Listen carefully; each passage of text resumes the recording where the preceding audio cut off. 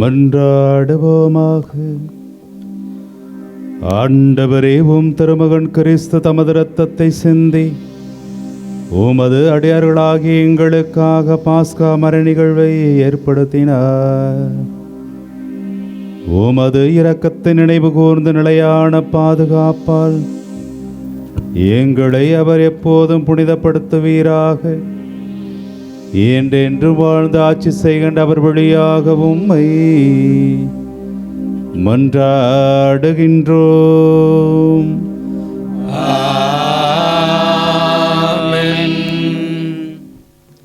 முதல் வாசகம். நம் குற்றங்களுக்காக காயமடைந்தார். இறைவாக்கினர் எசாயா நூலிலிருந்து வாசகம். அதிகாரம் 52:13. இதோ என் ஊழியர் சிறப்படைவார், அவர் மேன்மைப்படுத்தப்பட்டு உயர்த்தப்பட்டு பெரிதும் மாட்சியுறுவார். அவரை கண்ட பலர் திகைப்புற்றனர். அவரது தோற்றம் பெரிதும் உருக்குலைந்ததால் மனித சாயலே அவருக்கு இல்லாதிருந்தது. மானிடரின் உருவமே அவருக்கு இல்லை. அவ்வாறே அவர் பல பிற இனத்தாரை அதிர்ச்சிக்குள்ளாக்குவார். அரசர்களும் அவரை முன்னிட்டு வாய்புத்தி நிற்பர். ஏனெனில் தங்களுக்கு சொல்லப்படாததை அவர்கள் காண்பர், தாங்கள் கேள்விப்படாததை அவர்கள் புரிந்து கொள்வர். நாங்கள் அறிவித்ததை நம்பியவர் யார்? ஆண்டவரின் ஆற்றல் யாருக்கு வெளிப்படுத்தப்பட்டது? இளந்தளிர் போலும் வறண்ட நில வேர் போலும் ஆண்டவர் முன்னிலையில் அவர் வளர்ந்தார். நாம் பார்ப்பதற்கேற்ற அமைப்போ அவருக்கு இல்லை, நாம் விரும்பத்தக்க தோற்றமும் அவருக்கு இல்லை. அவர் இகழப்பட்டார், மனிதரால் புறக்கணிக்கப்பட்டார், வேதனையுற்ற மனிதராய் இருந்தார், நோயுற்று நலிந்தார். காண்போர் தம் முகத்தை மூடிக்கொள்ளும் நிலையில் அவர் இருந்தார். அவர் இழிவுபடுத்தப்பட்டார், அவரை நாம் மதிக்கவில்லை. மெய்யாகவே அவர் நம் பிணிகளை தாங்கிக் கொண்டார், நம் துன்பங்களை சுமந்து கொண்டார். நாமோ அவர் கடவுளால் வதைக்கப்பட்டு நொறுக்கப்பட்டவர் என்றும் சிறுமைப்படுத்தப்பட்டவர் என்றும் எண்ணினோம். அவரோ நம் குற்றங்களுக்காக காயமடைந்தார், நம் தீ செயல்களுக்காக நொறுக்கப்பட்டார். நமக்கு நிறை வாழ்வை அளிக்க அவர் தண்டிக்கப்பட்டார். அவர் தம் காயங்களால் நாம் குணமடைகிறோம். ஆடுகளைப் போல நாம் அனைவரும் வழி தவறி அலைந்தோம். நாம் எல்லோரும் நம் வழியே நடந்தோம். ஆண்டவரோ நம் அனைவரின் தீச்செயல்களையும் அவர் மேல் சுமத்தினார். அவர் ஒடுக்கப்பட்டார், சிறுமைப்படுத்தப்பட்டார். ஆயினும் அவர் தம் வாயை திறக்கவில்லை. அடிப்பதற்கு இழுத்துச் செல்லப்பட்ட ஆட்டுக்குட்டி போலும், ரோமம் கத்தரிப்போர் முன்னிலையில் கத்தாத செம்மறி போலும் அவர் தன் வாயை திறவாதிருந்தார். அவர் கைது செய்யப்பட்டு தீர்ப்பிடப்பட்டு இழுத்துச் செல்லப்பட்டார். அவருக்கு நேர்ந்ததை பற்றி அக்கறை கொண்டவர் யார்? ஏனெனில் வாழ்வோர் உலகினின்று அவர் அகற்றப்பட்டார். என் மக்களின் குற்றத்தை முன்னிட்டு கொலையுண்டார். வன் செயல் எதுவும் அவர் செய்ததில்லை, வஞ்சனை எதுவும் அவர் வாயில் இருந்ததில்லை. ஆயினும் தீயவரிடையே அவருக்கு கல்லறை அமைத்தார்கள். செத்தபோது அவர் செல்வரோடு இருந்தார். அவரை நொறுக்கவும் நோயால் வதைக்கவும் ஆண்டவர் திருவுளம் கொண்டார். அவர் தம் உயிரை குற்ற நீக்க பலியாக தந்தார். எனவே தம் வழி மரபு கண்டு நீடு வாழ்வார். ஆண்டவரின் திருவுளம் அவர் கையில் சிறப்புறும். அவர் தம் துன்ப வாழ்வின் பயனை கண்டு நிறைவடைவார். நேரியவராகிய என் ஊழியர் தம் அறிவால் பலரை நேர்மையாளர் ஆக்குவார். அவர்களின் தீச்செயல்களை தாமே சுமந்து கொள்வார். ஆதலால் நான் அவருக்கு மதிப்பு மிக்கவரிடையே சிறப்பளிப்பேன். அவரும் வலியவரோடு கொள்ளை பொருளை பங்கிடுவார். ஏனெனில் அவர் தம்மையே சாவுக்கு கையளித்தார். கொடியவருள் ஒருவராக கருதப்பட்டார். ஆயினும் பலரின் பாவத்தை சுமந்தார். கொடியோருக்காக பரிந்து பேசினார். இது ஆண்டவர் வழங்கும் அருள்வாக்கு. இறைவனுக்கு நன்றி. பதிலுரை பாடல். தந்தையே உம் கையில் என் ஆவியை ஒப்படைக்கின்றே. தந்தையே உம் கையில் என் ஆவியை ஒப்படைக்கின்றேன். தந்தையே உன் கையில் என் ஆவியை ஒப்படைக்கின்றே. தந்தையே உம் கையில் என் ஆவியை ஒப்படைக்கின்றேன். ஆண்டவரே, உம்மிடம் அடைக்கலம் புகுகிறேன். நான் ஒரு நாளும் ஏமாற்றமடைய விடாதேயும். உம்முடைய நீதியின்படி என்னை விடுவித்தருளும். உம் கையில் என் ஆவியை ஒப்படைக்கின்றேன் ஆண்டவரே. வார்த்தையில் தவறாத இறைவா, நீர் என்னை மீட்டருள்வீ. தந்தையே உம் கையில் என் ஆவியை ஒப்படைக்கின்றேன். என் எதிரிகள் அனைவருடைய பழிச்சொல்லுக்கு நான் ஆளானேன்.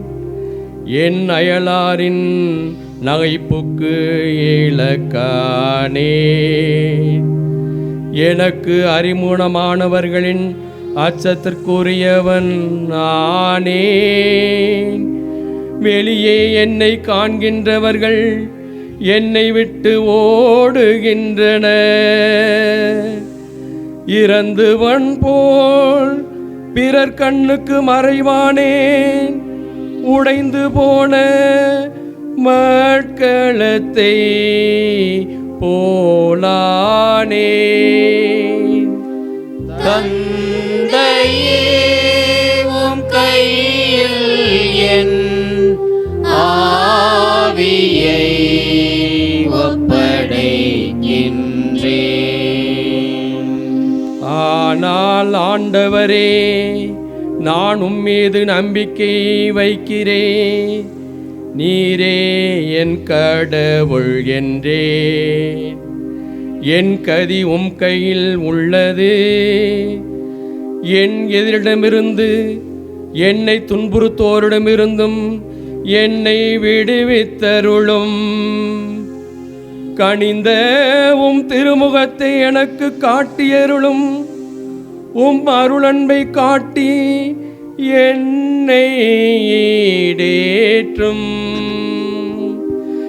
தந்தையே உம் கையில் என் ஆவியை ஒப்படைக்கின்றேன். தந்தையே உம் கையில் என் ஆவியை ஒப்படைக்கின்றேன். இரண்டாம் வாசகம். கீழ்ப்படிதலை கற்றுக்கொண்டார். தமக்கு கீழ்ப்படிவோர் அனைவரும் என்றென்றும் மீட்படைய காரணமானார். எபிரேயருக்கு எழுதப்பட்ட திருமுகத்திலிருந்து வாசகம். அதிகாரம் 4, இறை திரு வார்த்தைகள் 14 முதல் 16 முடிய. அதிகாரம் 5, இறை திரு வார்த்தைகள் 7 முதல் 9 முடிய. வானங்களை கடந்து சென்ற இறைமகனாகிய இயேசுவை நாம் தனிப்பெரும் தலைமை குருவாக கொண்டுள்ளதால் நாம் அறிக்கையிடுவதை விடாது பற்றி கொள்வோமாக. ஏனெனில் நம் தலைமை குரு நம்முடைய வலிவின்மையை கண்டு இரக்கம் காட்ட இயலாதவர் அல்ல. மாறாக எல்லா வகையிலும் நம்மைப் போல சோதிக்கப்பட்டவர், எனினும் பாவம் செய்யாதவர். எனவே நாம் இரக்கத்தை பெறவும் ஏற்ற வேளையில் உதவக்கூடிய அருளை கண்டடையவும் அருள் நிறைந்த இறை அரியணையை துணிவுடன் அணுகி செல்வோமாக. அவர் இவ்வுலகில் வாழ்ந்த காலத்தில் தம்மை சாவிலிருந்து காப்பாற்ற வல்லவரை நோக்கி உரத்த குரல் எழுப்பி கண்ணீர் சிந்தி மன்றாடி வேண்டினார். அவர் கொண்டிருந்த இறைப்பற்று கலந்த அச்சத்தை முன்னிட்டு கடவுள் அவருக்கு செவிசாய்த்தார். அவர் இறைமகனாய் இருந்தும் துன்பங்கள் வழியே கீழ்ப்படிதலை கற்றுக்கொண்டார். அவர் நிறைவுள்ளவராகி தமக்கு கீழ்ப்படிவோர் அனைவரும் என்றென்றும் மீட்படைய காரணமானார். ஆண்டவரின் அருள்வாக்கு. இறைவனுக்கு நன்றி.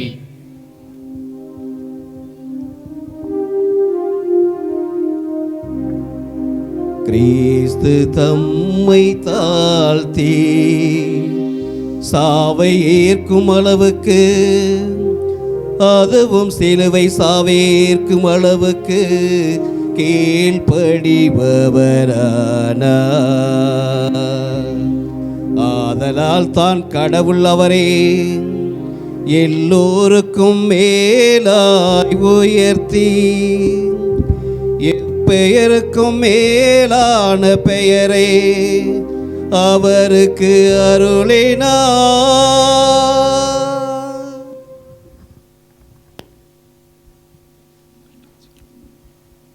யோவான் எழுதியபடி நம் ஆண்டவராகிய இயேசு கிறிஸ்துவின் திருப்பாடுகள். இயேசு தம் சீடர்களோடு கெதரோன் என்னும் நீரோடையை கடந்து சென்றார். அங்கே ஒரு தோட்டம் இருந்தது. தம் சீடர்களோடு இயேசு அதில் நுழைந்தார். அவரை காட்டி கொடுத்த யூதாசுக்கு அந்த இடம் தெரியும். ஏனெனில் இயேசுவும் அவருடைய சீடர்களும் அடிக்கடி அங்கு கூடுவர். படைப்பிரிவினரையும் தலைமை குருக்களும் பரிசேயரும் அனுப்பிய காவலர்களையும் கூட்டிக் கொண்டு யூதாசு விளக்குகளோடும் பந்தங்களோடும் படைக்கலங்களோடும் அங்கே வந்தான். தமக்கு நிகழப்போகிற அனைத்தையும் இயேசு அறிந்து அவர்கள் முன் சென்று, யாரை தேடுகிறீர்கள் என்று கேட்டார். அவர்கள் மறுமொழியாக, நாசரேத்து இயேசுவை தேடுகிறோம் என்றார்கள். இயேசு, நான் தான் என்றார். அவரை காட்டிக் கொடுத்த யூதாசும் அவர்களோடு நின்று கொண்டிருந்தான். நான் தான் என்று இயேசு அவர்களிடம் சொன்னதும் அவர்கள் பின்வாங்கி தரையில் விழுந்தார்கள். யாரை தேடுகிறீர்கள் என்று இயேசு மீண்டும் அவர்களிடம் கேட்டார். அவர்கள், நாசரேத்து இயேசுவை தேடுகிறோம் என்றார்கள். இயேசு அவர்களை பார்த்து, நான் தான் என்று உங்களிடம் சொன்னேனே, நீங்கள் என்னை தேடுகிறீர்கள் என்றால் இவர்களை போகவிடுங்கள் என்றார். நீர் என்னிடம் ஒப்படைத்தவர்களுள் எவரையும் நான் இழந்து விடவில்லை என்று அவரே கூறியிருந்தது இவ்வாறு நிறைவேறியது. சீமோன் பேதுருவிடம் ஒரு வாள் இருந்தது. அவர் அதை உருவி தலைமை குருவின் பணியாளரை தாக்கி அவரது வலக்காதை வெட்டினார். அப்பணியாளரின் பெயர் மால்கு. இயேசு பேதுருவிடம், வாளை உரையில் போடு. தந்தை எனக்கு அளித்த துன்பக் கிண்ணத்திலிருந்து நான் குடிக்காமல் இருப்பேனோ என்றார். படைப்பிரிவினரும் ஆயிரத்தவர் தலைவரும் யூதர்களின் காவலர்களும் இயேசுவை பிடித்து கட்டி முதலில் அவரை அன்னாவிடம் கொண்டு சென்றார்கள். ஏனெனில் அந்த ஆண்டின் தலைமை குருவாய் இருந்த கயபாவுக்கு அவர் மாமனார். இந்த கயபாதான், ஒரு மனிதன் மட்டும் மக்களுக்காக இறப்பது நல்லது என்று யூதர்களுக்கு ஆலோசனை கூறியவர். சீமோன் பேதுருவும் மற்றொரு சீடரும் இயேசுவை பின்தொடர்ந்து வந்தனர். அந்த சீடர் தலைமை குருவுக்கு அறிமுகமானவர். ஆகவே இயேசுவுடன் தலைமை குருவின் மாளிகை மன்றத்தில் நுழைந்தார். பேதுரு வெளியே வாயில் அருகே நின்று கொண்டிருந்தார். அப்போது தலைமை குருவுக்கு அறிமுகமாயிருந்த அந்த சீடர் வெளியே வந்து வாயில் காவலிடம் சொல்லி பேதுருவை உள்ளே கூட்டிச் சென்றார். வாயில் காவல் செய்த அப்பணிப்பெண் பேதுருவிடம், நீயும் இம்மனிதருடைய சீடருள் ஒருவன் தானே என்று கேட்டார். பேதுரு, இல்லை என்றார். அப்போது குளிராயிருந்ததால் பணியாளர்களும் காவலர்களும் கரியினால் தீமூட்டி அங்கே நின்று குளிர்காய்ந்து கொண்டிருந்தார்கள். பேதுருவும் சென்று அவர்களோடு நின்று குளிர்காய்ந்து கொண்டிருந்தார். தலைமை குரு இயேசுவிடம் சீடர்களை பற்றியும் அவருடைய போதனையை பற்றியும் அவரிடம் கேட்டார். இயேசு அவரை பார்த்து, நான் உலகறிய வெளிப்படையாய் பேசினேன். யூதர் அனைவரும் கூடிவரும் தொழுகை கூடங்களிலும் கோவிலிலும் தான் எப்போதும் கற்பித்து வந்தேன். நான் மறைவாக எதையும் பேசியதில்லை. ஏன் என்னிடம் கேட்கிறீர்? நான் பேசியதை கேட்டுக்கொண்டிருந்தவர்களிடம் கேட்டு பாரும். நான் என்ன சொன்னேன் என அவர்களுக்கு தெரியுமே என்றார். அவர் இப்படி சொன்னதால் அங்கு நின்று கொண்டிருந்த காவலருள் ஒருவர், தலைமை குருவுக்கு இப்படியா பதில் கூறுவது என்று சொல்லி இயேசுவின் கன்னத்தில் அறைந்தார். இயேசு அவரிடம், நான் தவறாக பேசியிருந்தால் தவறு என்னவென காட்டும். சரியாக பேசியிருந்தால் ஏன் என்னை அடிக்கிறீர் என்று கேட்டார். அதன் பின் அண்ணா அவரை கட்டப்பட்ட நிலையில் தலைமை குரு கயபாவிடம் அனுப்பினார். சீமோன் பேதுரு அங்கு நின்று குளிர்காய்ந்து கொண்டிருந்தார். அப்போது அங்கிருந்தவர்களுள் அவரிடம், நீயும் அவருடைய சீடருள் ஒருவன்தானே என்று கேட்டனர். அவர், இல்லை என்று மறுதளித்தார். தலைமை குருவின் பணியாளருள் ஒருவர், நான் உன்னை தோட்டத்தில் அவரோடு பார்க்கவில்லையா என்று கேட்டார். பேதுருவால் காது வெட்டப்பட்டவருக்கு இவர் உறவினர். பேதுரு மீண்டும் மறுதளித்தார். உடனே சேவல் கூவிற்று. அதன் பின் அவர்கள் கயபாவிடமிருந்து ஆளுநர் மாளிகைக்கு இயேசுவை கொண்டு சென்றார்கள். அப்போது விடியற்காலம். பாஸ்கா உணவை உண்ணும் முன் தீட்டுப்படாமல் இருக்க ஆளுநர் மாளிகையில் அவர்கள் நுழையவில்லை. எனவே பிலாத்து வெளியே அவர்களிடம் வந்து, நீங்கள் இந்த ஆளுக்கு எதிராக கூறும் குற்றச்சாட்டு என்ன என்று கேட்டார். அதற்கு அவர்கள், இவன் குற்றம் செய்யாதிருந்தால் இவனை நாங்கள் உம்மிடம் ஒப்படைத்திருக்க மாட்டோம் என்றார்கள். பிலாத்து அவர்களிடம், நீங்கள் இவனை கொண்டு போய் உங்கள் சட்டப்படி இவனுக்கு தீர்ப்பு வழங்குங்கள் என்றார். யூதர்கள் அவரிடம், சட்டப்படி நாங்கள் யாருக்கும் மரண தண்டனை விதிக்க முடியாது என்றார்கள். இவ்வாறு தாம் எப்படிப்பட்ட சாவுக்கு உட்பட போகிறார் என்பதை குறிப்பிட்ட இயேசு கூறியிருந்ததை நிறைவேறச் செய்தார்கள். பிலாத்து மீண்டும் ஆளுநர் மாளிகைக்குள் சென்று இயேசுவை கூப்பிட்டு அவரிடம், நீ யூதரின் அரசனா என்று கேட்டான். இயேசு மறுமொழியாக, நீராக இதை கேட்கிறீரா, அல்லது மற்றவர்கள் என்னை பற்றி உம்மிடம் சொன்னதை வைத்து கேட்கிறீரா என்று கேட்டார். அதற்கு பிலாத்து, நான் ஒரு யூதனா? என்ன, உன் இனத்தவரும் தலைமை குருக்கள் உன்னை என்னிடம் ஒப்புவித்தார்கள். நீ என்ன செய்தாய் என்று கேட்டான்.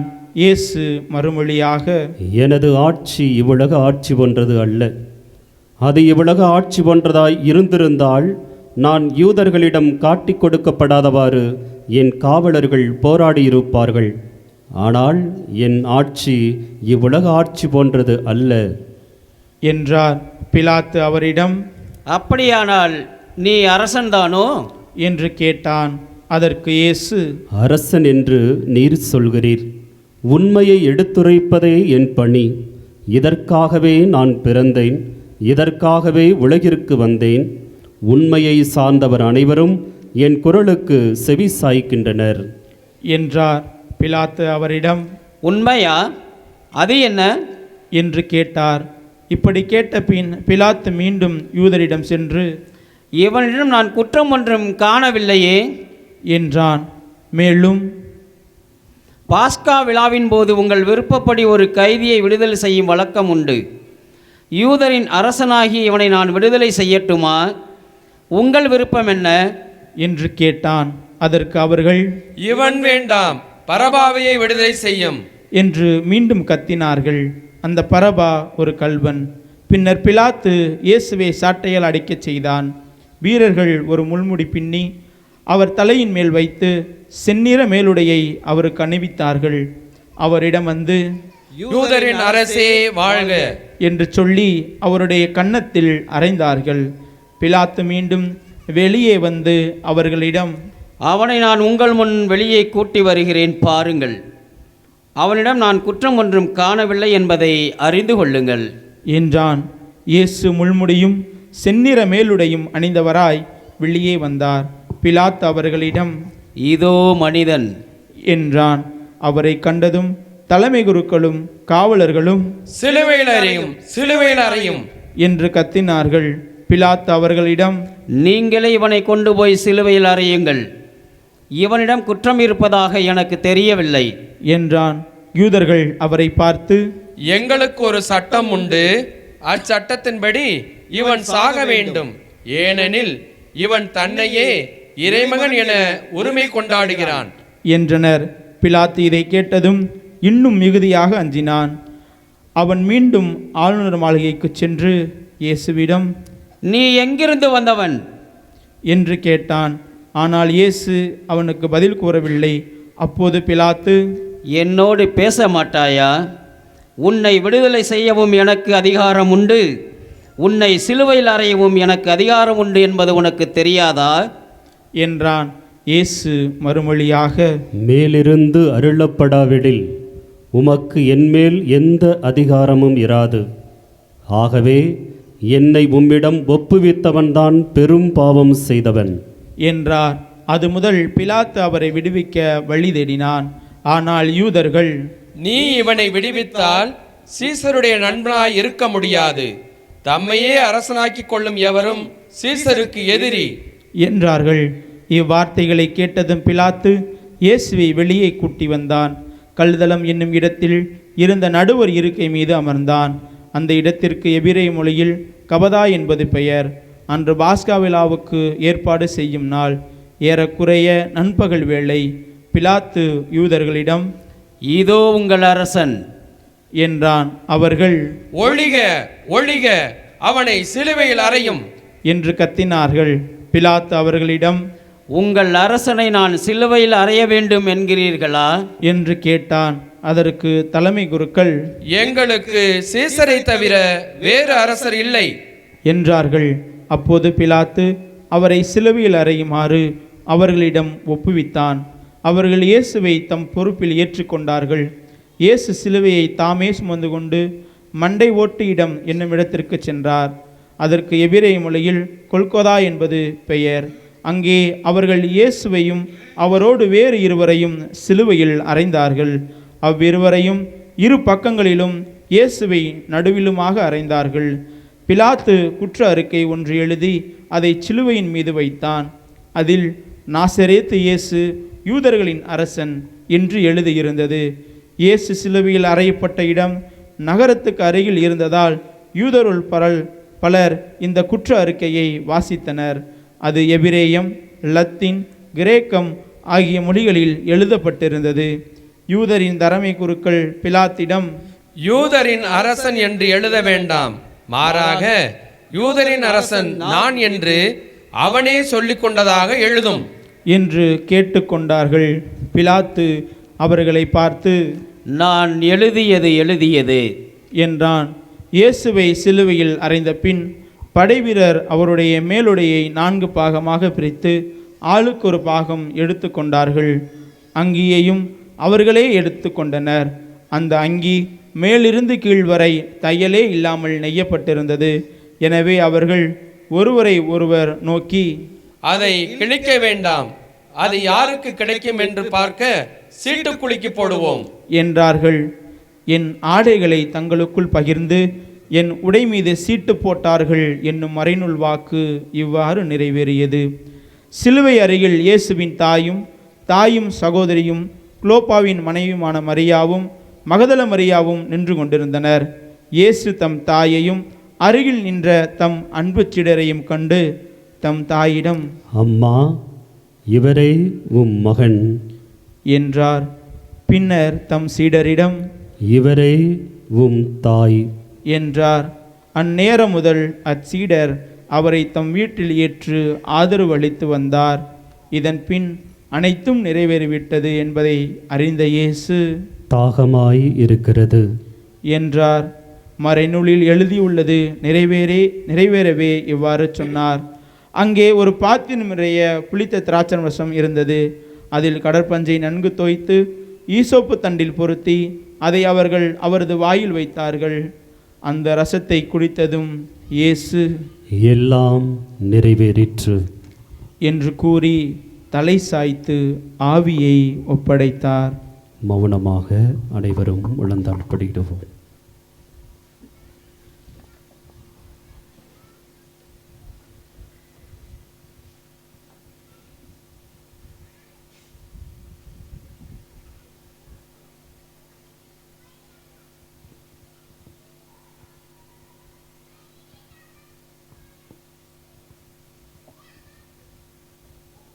எழுந்து நிற்போம்.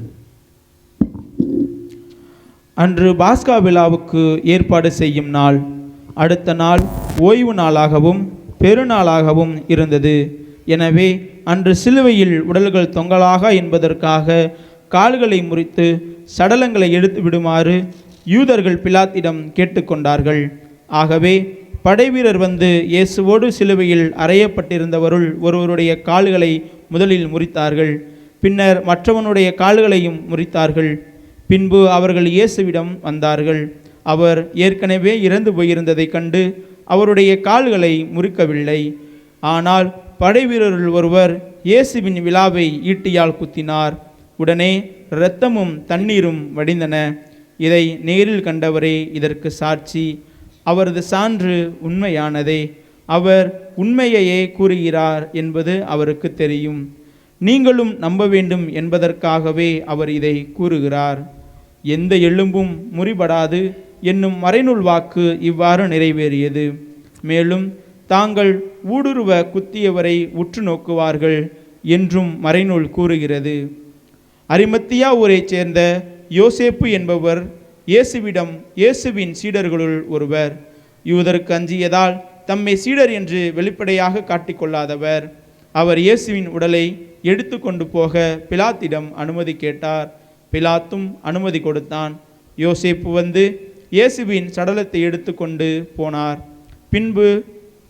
முன்பு ஒருமுறை இரவில் இயேசுவிடம் வந்த நிக்கதேம் என்பவரும் அங்கு வந்து சேர்ந்தார். அவர் வெள்ளை போலமும் சந்தனத்தூளும் கலந்து ஏறக்குறைய 30 கிலோகிராம் கொண்டு வந்தார். அவர்கள் இயேசுவின் உடலை எடுத்து யூத அடக்க முறைப்படி நறுமண பொருள்களுடன் துணிகளால் சுற்றி கட்டினார்கள். அவர் சிலுவையில் அறையப்பட்டிருந்த இடத்தில் ஒரு தோட்டம் இருந்தது. அங்கே புதிய கல்லறை ஒன்று இருந்தது. அதில் அதுவரை யாரும் அடக்கம் செய்யப்படவில்லை. அன்று பாஸ்கா விழாவுக்கு ஆயத்த நாளாய் இருந்ததாலும் அக்கல்லறை அருகில் இருந்ததாலும் அவர்கள் இயேசுவை அதில் அடக்கம் செய்தார்கள். அனைவரும் அமர்வோம்.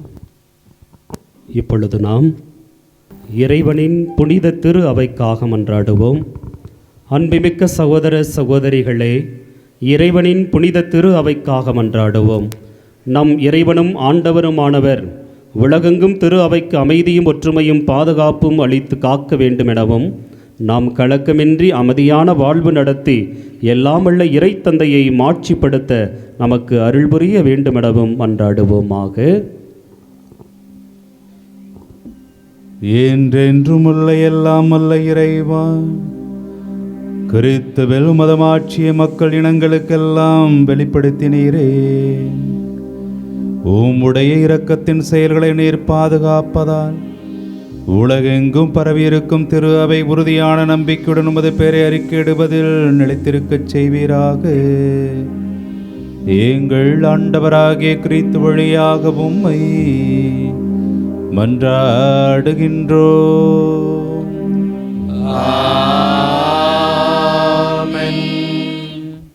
நம் புனித திருத்தந்தை பிரான்சிஸ் அவர்களுக்காக மன்றாடுவோம். தலைமை ஆயர் நிலைக்கு அவரை தேர்ந்தெடுத்த நம் இறைவனும் ஆண்டவருமானவர் எவ்வகை தீங்குமின்றி அவரை பேணி காப்பாராக. அதனால் அவர் இறைவனின் புனித மக்களை வழிநடத்தி தம்முடைய புனித திரு அவையை வலம் பெறச் செய்ய வேண்டுமென மன்றாடுவோமாக. என்றென்றும் உள்ள எல்லாம் அல்ல இறைவா, உமது திட்டப்படி அனைத்தும் அமைக்கப்பட்டுள்ளன. அதனால் உமது அதிகாரத்தால் ஆளப்படும் கிறிஸ்தவ மக்களாகிய எங்கள் வேண்டலை பரிவிரக்கத்துடன் கண்ணோக்கியருளும். திருத்தந்தை பிரான்சின் தலைமையின் கீழ் நாங்கள் நம்பிக்கையில் வளரும்படி அவரை பரிவுடன் காத்தருள்வீராக. எங்கள் ஆண்டவராகிய கிறிஸ்து வழியாக உம்மை மன்றாடுகின்றோ.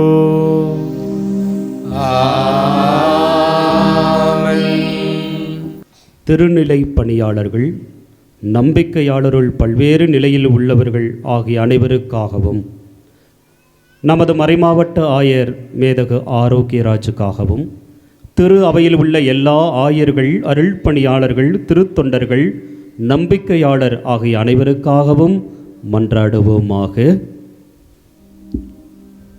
வாழ்வளிக்கிற ஆண்டவரே, உமது ஆவியாரால் திரு அவை முழுவதும் அர்ச்சிக்க பெற்று ஆளப்படுகின்றது. உம்முடைய திருநிலை பணியாளர் அனைவருக்காக நாங்கள் செய்யும் வேண்டலை கேட்டருளும். அதனால் எல்லா நிலையினரும் உமது அருள் கொடையால் உமக்கு உம்முடைய ஊழியம் புரிவார்களாக.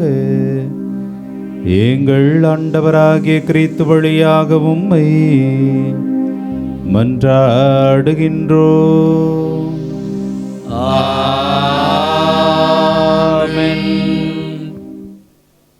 கிறிஸ்தவர்களின் ஒற்றுமைக்காக ஜெபிப்போம்.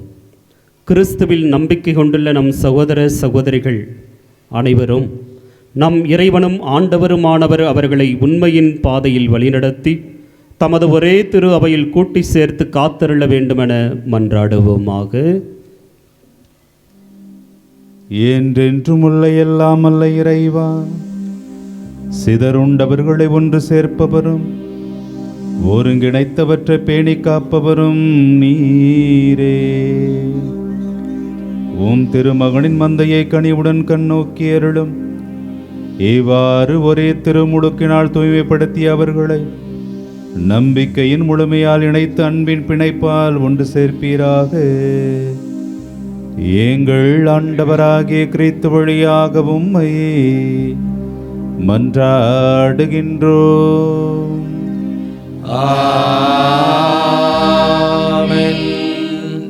யூத மக்களுக்காக மன்றாடுவோம். முற்காலத்தில் அவர்களோடு பேசிய நம் இறைவனாகிய ஆண்டவர் தமது பெயரின் மீதுள்ள அன்பிலும் தமது உடன்படிக்கை மீதுள்ள நம்பிக்கையிலும் அவர்களை வளர்ச்சியடைய செய்திருள வேண்டுமென மன்றாடுவோமாக. எங்கள் இறைவனாகிய ஆண்டவரே, ஆபிரகாமுக்கும் அவர்தம் வழிமரபினருக்கும் நிறுவும் வாக்குறுதிகளை வழங்கியுள்ளீரே. அதனால் முதலாக நீர் தேர்ந்து கொண்ட இம்மக்கள் உமது மீட்பின் நிறைவை பெற்றுக்கொள்ள முது திரு அவையின் வேண்டலுக்கு கனிவாய் செவிசாய்ப்பீராக. எங்கள் ஆண்டவராகிய கிறிஸ்து வழியாக உம்மை மன்றாடுகின்றோ.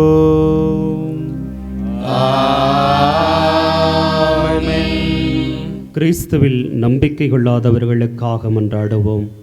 தூய ஆவியாரின் ஒளியை பெற்று அவர்களும் மீட்பு பாதைக்கு வந்து சேர வேண்டுமென மன்றாடுவோமாக. எங்கள் இறைவனாகிய தந்தையே, கிறிஸ்துவை ஏற்றுக்கொள்ளாத மக்கள் உம் திருமுன் நேர்மையான இதயத்தோடு நடந்து உண்மையை கண்டடைவார்களாக. நாங்களும் ஒருவர் மற்றவர் மீது எப்போதும் அன்பு கொள்வதாலும் உமது வாழ்வின் மறையுண்மையை மென்மேலும் புரிந்து கொள்வதில் ஆவல் கொள்வதாலும் உமது அன்பை இவ்வுலகில் மிக தெளிவாக காட்டும் சாட்சிகளாய் விளங்க செய்வீராக.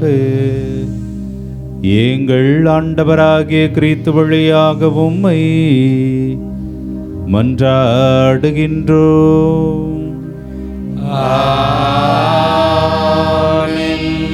நாடுகளை ஆள்வோருக்காக மன்றாடுவோம். நம் இறைவனும் ஆண்டவருமானவர் தமது திருவிழப்படி உண்மையான அமைதியும் உரிமை வாழ்வும் அவர்கள் பெரும்பொருட்டு அவர்களுடைய மனங்களையும் இதயங்களையும் வழிநடத்த வேண்டுமென மன்றாடுவோமாக. என்றென்றும் உள்ள எல்லாம் அல்ல இறைவா, மனிதரின் இதயங்களும் அவர்களின் உரிமைகளும் கையில் உள்ளன. உலகெங்கு மக்களின் வளமான வாழ்வும் அமைதியின் உறுதிப்பாடும் சமய உரிமையும் முதுகொடையா நிலை பெறுமாறு எங்களை ஆள்வோரை கனிவுடன் கண்ணோக்குவீராக. எங்கள் ஆண்டவராகிய கிறிஸ்து வழியாக உம்மை மன்றாடுகின்றோம். ஆமென். அன்புமிக்க சகோதர சகோதரிகளே, துன்புறும் அனைவருக்காகவும் எல்லாமுள்ள தந்தையாகிய கடவுளிடம் மன்றாடுவோம். தவறுகள் அனைத்திலிருந்தும் உலகை தூய்மைப்படுத்தவும், பிணிகள் நீங்கி பஞ்சம் ஒழியவும், சிறைகள் திறக்கப்பட்டு தலைகள் தகர்க்கப்படவும், வழிப்போக்கர் பாதுகாப்பு பெறவும், பயணம் செய்வோர் நலமாக வீடு திரும்பவும், நோயுற்றோர் நலம் பெறவும், இறக்கின்றவர்கள் மீட்பு பெறவும் வேண்டுமென மன்றாடுவோமாக. வாழ்வழிக்கிற தந்தையே இறைவா, துயருருவோருக்கு ஆறுதலும் வருந்துவோருக்கு திடனும் நீரே. ஏத்தகைய துன்ப வேளையிலும் உம்மை நோக்கி கூவி அழைப்போரின் வேண்டல்கள் திருமுன் வருவனவாக. அதனால் தங்கள் தேவைகளில் நீர் இரக்கத்துடன் துணை புரிவதைக் கண்டு அவர்கள் என்றென்று உமது திருமுன் மகிழ்வார்களாக. எங்கள் ஆண்டவராகிய கிறிஸ்து வழியாக உம்மை மன்றாடுகின்றோம். ஆமென்.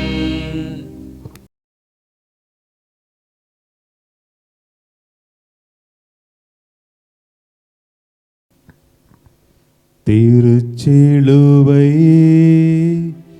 மரமீதோ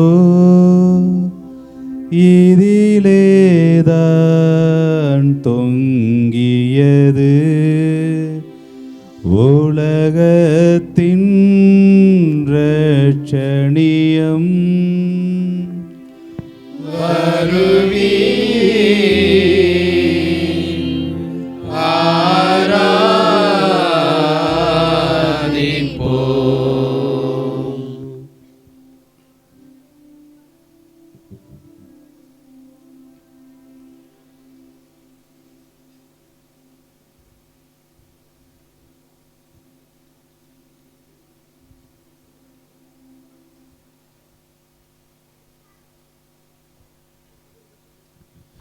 திருச்சிலுவை மரமீதோ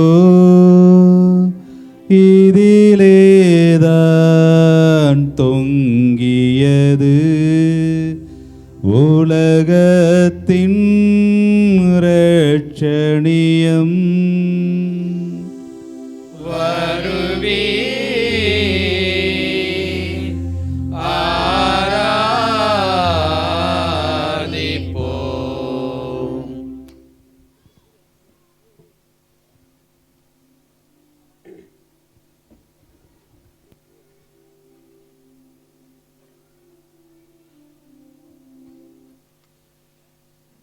திருச்சிலுவை மரமீதோ இதிலேதான் தொங்கியது உலகத்தின் இரட்சணியம்.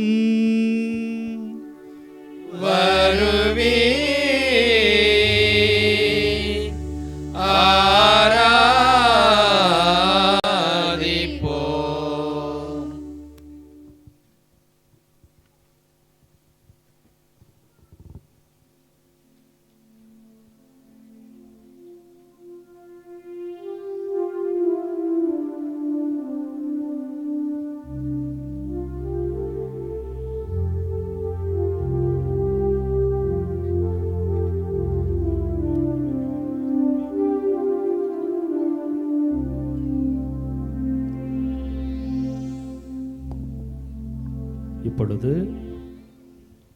6 இடங்களில் திருச்சிலுவை கொண்டு வரப்படும். அந்த டேபிள் இருக்கிற இடத்துல கொண்டு வருவாங்க.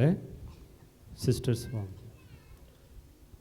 நீங்கள் வரிசையாக வந்து அஞ்சலி செலுத்த கேட்டுக்கொள்கிறேன்.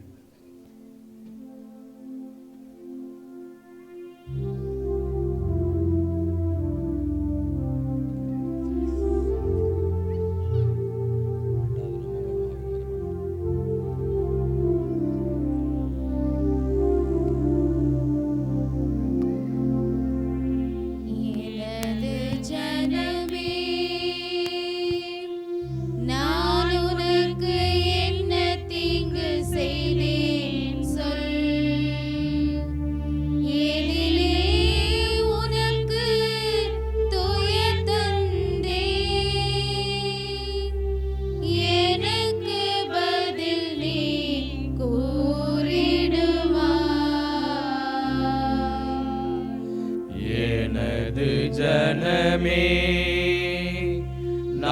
நான் உனக்கு என்ன தீங்கு செய்தேன் சொல்.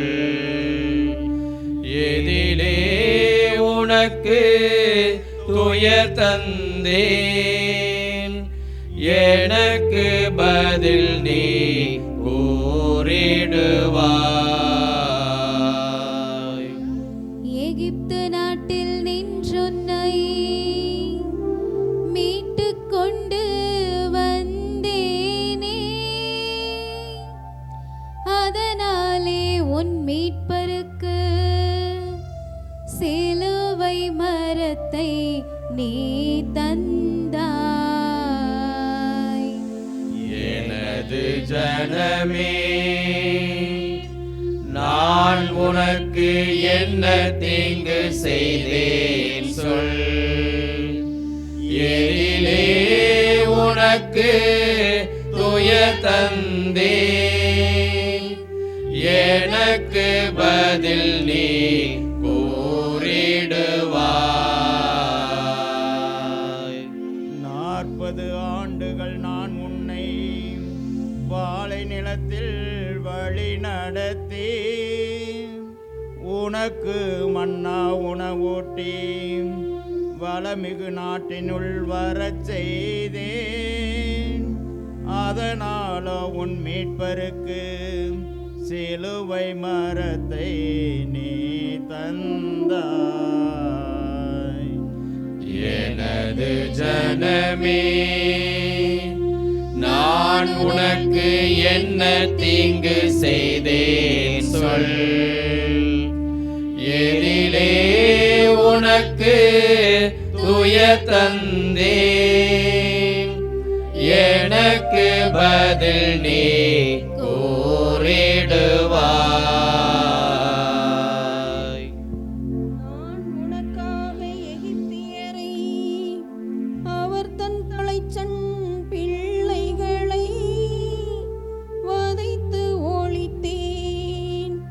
நீ என்னை கசையால் வதைத்து கையளித்தாய். எனது ஜனமே, நான் உனக்கு என்ன தீங்கு செய்தேன் சொல். எதிலே உனக்கு துயர் தந்தேன், எனக்கு பதில் நீ கூறிடுவாய். பார்வோனை செங்கடலில் ஆழ்த்தி எகிப்தில் நின்றுன்னை விடுவித்தேன். நீயோ என்னை தலைமையாம் குருக்களிடத்தில் கையளித்தாய். எனது ஜனமே, நான் உனக்கு என்ன தீங்கு செய்தேன் சொல். எதிலே உனக்கு துயர் தந்தேன், எனக்கு பதில் நீ கூறிடுவாய். நானே உனக்கு முன்பாக கடலை திறந்து வழி செய்தேன். நீயோ எனது விழாவை ஓர் ஈட்டியினாலே திறந்தாயே. எனது ஜனமே, நான் உனக்கு என்ன தீங்கு செய்தேன் சொல். எதிலே உனக்கு துயர் தந்தேன், எனக்கு பதில் நீ கூறிடுவாய். மேகத்தூணில் வழிகாட்டி உனக்கு முன்னே நான் சென்றேன். நீயோ பிளாத்தின் நீதிமன்றம் என்னை இழுத்து சென்றாயே. எனது ஜனமே, நான் உனக்கு என்ன தீங்கு செய்தேன் சொல். எதிலே உனக்கு துயர் தந்தேன், எனக்கு பதில் நீ கூறிடுவாய். பாலைவனத்தில் மன்னாவால் நானே உன்னை உம்பித்தேன், நீயோ என்னை கன்னத்தில் அடித்து கசையால் வதைத்தாயே. எனது ஜனமே, நான் உனக்கு என்ன தீங்கு செய்தேன் சொல். எதிலே உனக்கு துயர் தந்தேன், எனக்கு பதில் நீ கூறிடுவாய். இனிய நீரை பாறையினின்று உனக்கு குடிக்க நான் தந்தே, நீயோ பிச்சும் காடியுமே எனக்கு குடிக்க தந்தாயே. எனது ஜனமே, நான் உனக்கு என்ன தீங்கு செய்தேன் சொல். எதிலே உனக்கு துயர் தந்தேன், எனக்கு பதில் நீ கூறிடுவாய். கானான் அரசை உனக்காக நானே அடித்து நொறுக்கினேன், நீயோ நாணல் தடி கொண்டு எந்தன் சிரசில் அடித்தாயே. எனது ஜனமே, நான் உனக்கு என்ன தீங்கு செய்தேன் சொல். எதிலே உனக்கு துயர் தந்தேன், எனக்கு பதில் நீ கூறிடுவாய். அரசர்க்குரிய செங்கோலை உனக்கு தந்தது நான் அன்றோ, நீயோ எந்தன் சிரசிற்கு முள்ளின் முடியை தந்தாயே. எனது ஜனமே, நான் உனக்கு என்ன தீங்கு செய்தேன் சொல். எதிலே உனக்கு துயர் தந்தேன், எனக்கு பதில் நீ கூறிடுவாய். உன்னை மிகுந்த வன்மையுடன் சிறந்த நிலைக்கு உயர்த்தினேன், நீயோ என்னை சிலுவை எனும் தூக்கு மரத்தில் தொங்க வைத்தாய். எனது ஜனமே, நான் உனக்கு என்ன தீங்கு செய்தேன் சொல். எதிலே உனக்கு துயர் தந்தேன், எனக்கு பதில் நீ கூறிடுவாய். எனது ஜனமே, நான் உனக்கு என்ன தீங்கு செய்தேன் சொல். எதிலே உனக்கு துயர் தந்தேன், எனக்கு பதில் நீ கூறிடுவாய்.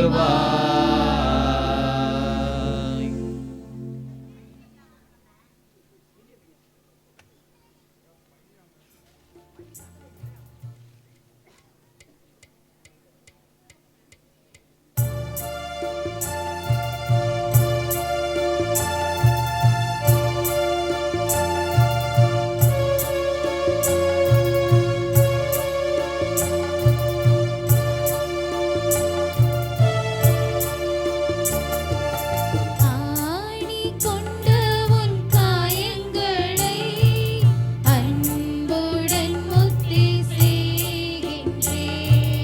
ஆணி கொண்ட உன் காயங்களை அன்புடன் முத்தி செய்கின்றேன்.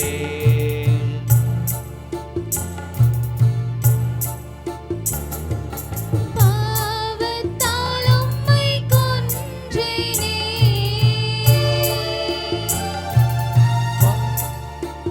பாவத்தால் உன்னை கொன்றேனே. ஆயனே என்னை மன்னியும். ஆயனே என்னை மன்னியும். ஆணி கொண்ட உன் காயங்களை அன்புடன் முத்தி செய்கின்றேன்.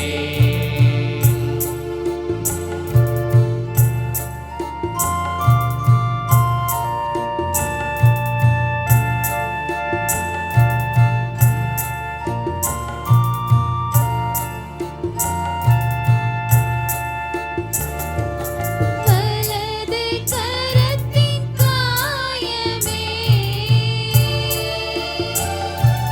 வலது கரத்தின் காயமே. அழகு நிறைந்த ரத்தினமே. அன்புடன் முத்தி செய்கின்றேன். ஆணி கொண்ட உன் காயங்களை அன்புடன் முத்தி செய்கின்றேன்.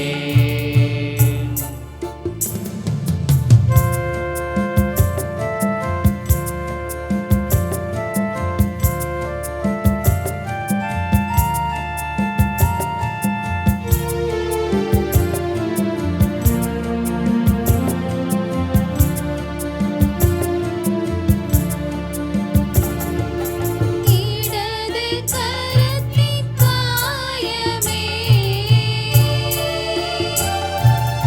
இடது கரத்தின் காயமே. கடவுளின் திரு அன்புருவே. அன்புடன் முத்தி செய்கின்றேன். ஆணி கொண்ட உன் காயங்களை அன்புடன் முத்தி செய்கின்றேன்.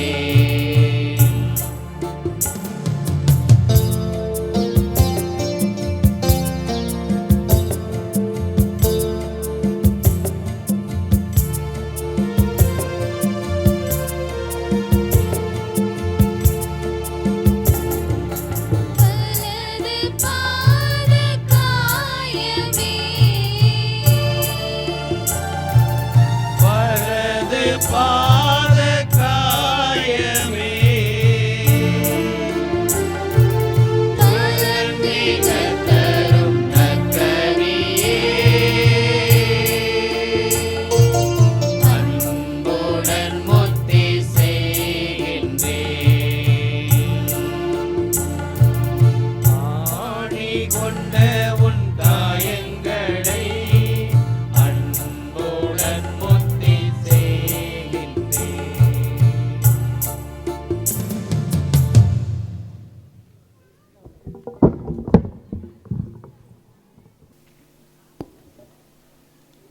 மீட்பரின் கட்டளையால் கற்பிக்கப்பட்டு இறை தந்தையின் படிப்பினையால் பயிற்சி பெற்றிருக்கக்கூடிய நாம் அனைவருமே எழுந்து நின்று ஜெபிப்போம். விண்ணுலகில் இருக்கிற எங்கள் தந்தையே, உமது பெயர் தூயது என போற்றப் பெறுக. உமது ஆட்சி வருக. உமது திருவுளம் விண்ணுலகில் நிறைவேறுவது போல மண்ணுலகிலும் நிறைவேறுக. எங்கள் அன்றாட உணவை இன்று எங்களுக்கு தாரும். எங்களுக்கு எதிராக குற்றம் செய்வோரை நாங்கள் மன்னிப்பது போல எங்கள் குற்றங்களை மன்னியும். எங்களை சோதனைக்கு உட்படுத்தாதேயும், தீமையிலிருந்து எங்களை விடுவித்தருளும். ஆண்டவரே, தீமை அனைத்திலிருந்தும் எங்களை விடுவித்து எங்கள் வாழ்நாளில் அமைதியை கனிவுடன் அருளும் மன்றாடுகிறோம். உமது இரக்கத்தின் உதவியால் நாங்கள் பாவத்திலிருந்து எப்போதும் விடுதலை பெற்று யாதொரு கலக்கமுமின்றி நலமாயிருப்போமாக. நாங்கள் எதிர்நோக்கியிருக்கும் பேரின்பத்துக்காகவும் என் மீட்பராக இயேசு கிறிஸ்துவின் வருகைக்காகவும் காத்திருக்கின்றோம். ஏனெனில் ஆட்சியும் வல்லமையும் மாட்சியும் என்றென்றும் உமதே. ஆண்டவராக இயேசு கிறிஸ்துவே, நான் உட்கொள்ளும் உமது திருவுடலும் திரு ரத்தமும் என் நீதி தீர்ப்புக்கும் தண்டனைக்கும் உள்ளாக்காமல் உமது பரிவிரக்கத்தால் என் மனதுக்கும் உடலுக்கும் பாதுகாப்பாகவும் நலமளிக்கிற அருமருந்தாகவும் இருப்பதாக.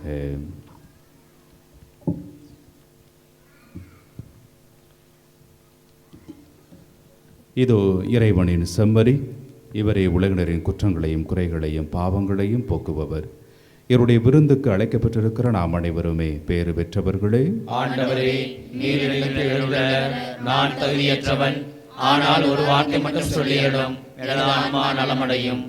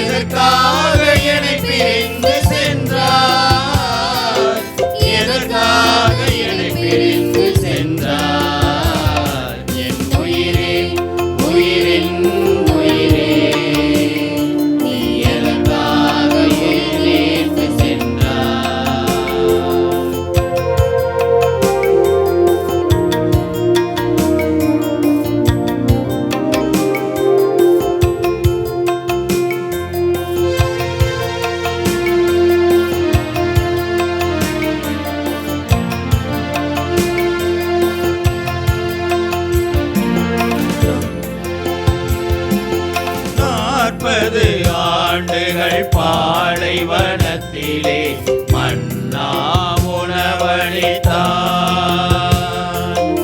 எகிப்திய தலைச்சன் பிள்ளைகள் ஒழித்தே அடிமை விலங்கொடித்தார்.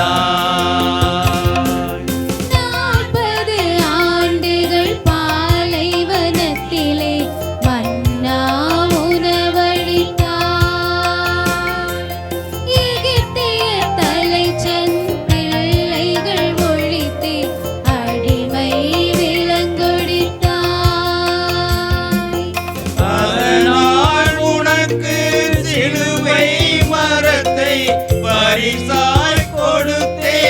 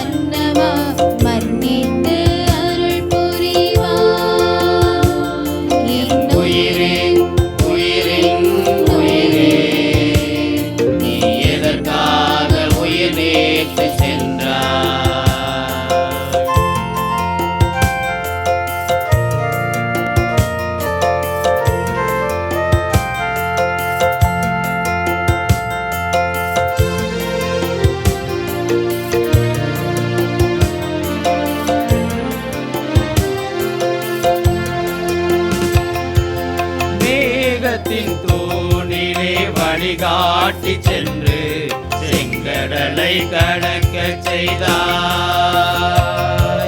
பாறையை பிளந்து சுவை தரும் நீரால் தாகம் தணிக்க வந்தாய். மேகத்தின் தூணிலே வழிகாட்டி சென்று செங்கடலை கடக்க செய்தாய். பாறையை பிளந்து சுவை தரும் நீரால் தாகம் தணிக்க வந்தாய்.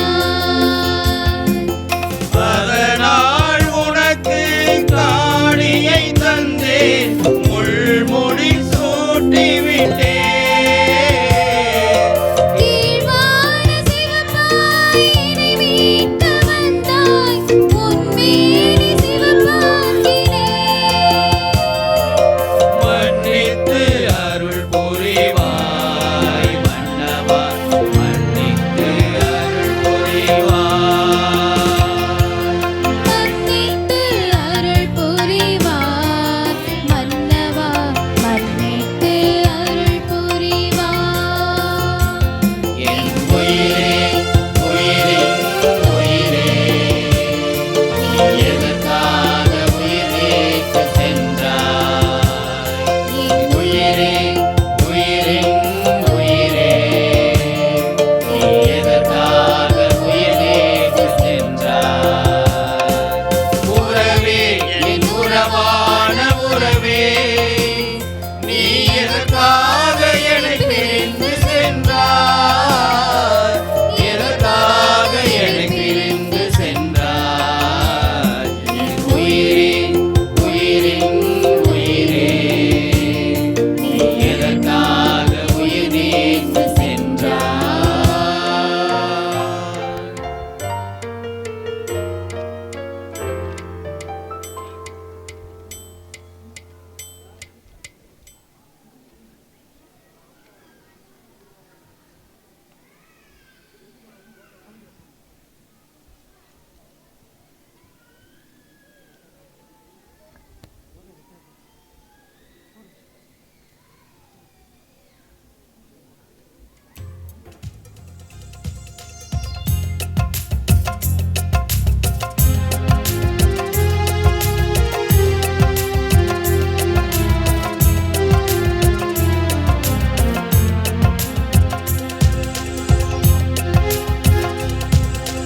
வாழ்வில் இனிமை வழங்கும் கனியே, வளமாயம்பில் தவழ்க. வாழ்வில் இனிமை வழங்கும் கனியே, வளமாய் எம்மில் தவழ்க.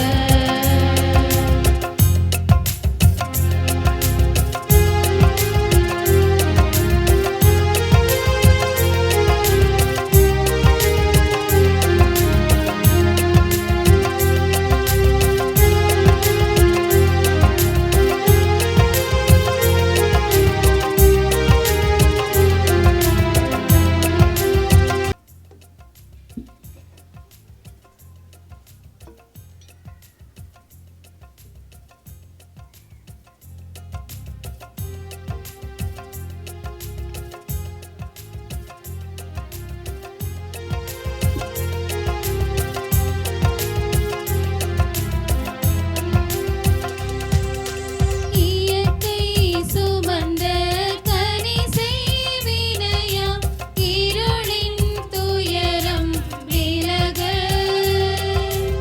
இயற்கை சுமந்த கனி செய்வினையாம் இருளின் துயரம் விலக.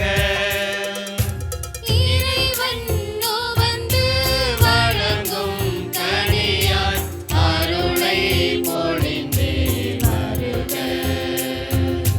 வாழ்வில் இனிமை வழங்கும் கனியே, வளமாயம் மேல் தவழ்க.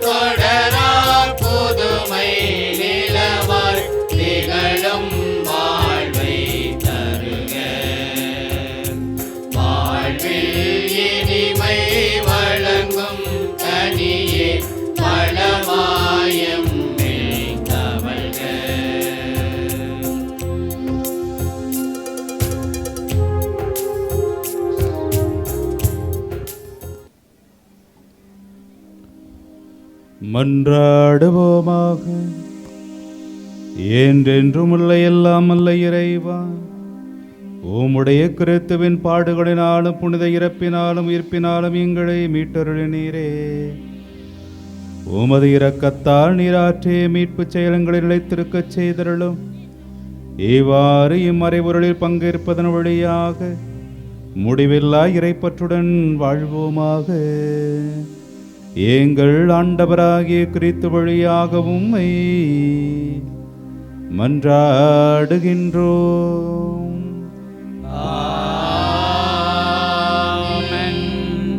அன்புக்குரியவர்களே, இப்பொழுது பிரியாவிடை ஜெபமானது ஜெபிக்கப்படுகிறது. இந்த ஜெபத்தின் முடிவிலே நாம் அனைவரும் பக்தியோடு இந்த நாளிலே தூம்பா பவனி நடைபெறுவதால் இந்த பிரியாவிடை ஜெபத்தோடு தூம்பா பவனியிலே பங்கெடுப்போம். ஜெபிப்போமாக. ஆண்டவரே, தங்களது உயிர்ப்பின் நம்பிக்கையில் உம் திருமகனை சாவின் நினைவு கூர்ந்துள்ள உமது அன்பு பிள்ளைகளாகி எங்கள் மீது உமது ஆசி நிறைவாய் இறங்கிட உம்மை வேண்டுகிறோம். எங்களுக்கு மன்னிப்பு கிடைப்பதாக, எங்களுக்கு உமது ஆறுதல் நிறைவாக கிடைப்பதாக, எங்களிலே புனித நம்பிக்கை வளர்வதாக, நிலையான மீட்பு உறுதி பெறுவதாக. எங்கள் ஆண்டவராகிய கிறிஸ்து வழியாக மன்றாடுகிறோம். ஆமென்.